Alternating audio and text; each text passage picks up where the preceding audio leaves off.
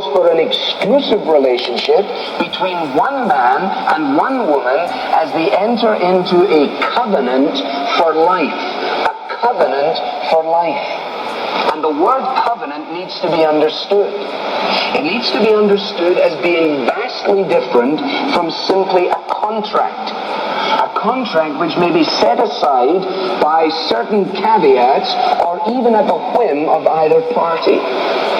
We don't have time to enter into this whole discovery of covenant, but if, for example, at your leisure, if you're so inclined, you can read in Genesis 15 as God establishes a covenant with Abraham, and the solemnity of all that is taking place is pictured by death and by darkness. And indeed, the covenant was to be entered in upon on the pain of death should that covenant be broken. And so what we find when we think in terms of God's origin for marriage is, if you like, a covenant of companionship. And it is a God-ordained covenant. I quote, "Marriage involves a covenantal agreement to meet all of your spouse's needs for companionship on every level. Sexual, social, spiritual, intellectual, and so on. To meet all of your spouse's needs for companionship for the rest of your life. It is therefore a final act."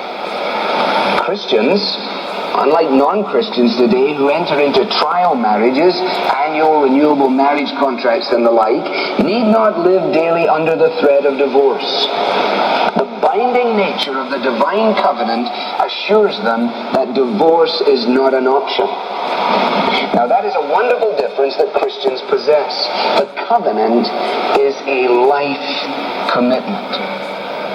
And so it is that in marriage, a man and a woman are joined together in a way that cannot compare with any other human relationship. It is contraction in the second quarter. We only got 4 more weeks of this quarter. Will show that we're officially in a recession, come next quarter. And Christine Lagarde, out of their report, and their view of our economy is not strong enough.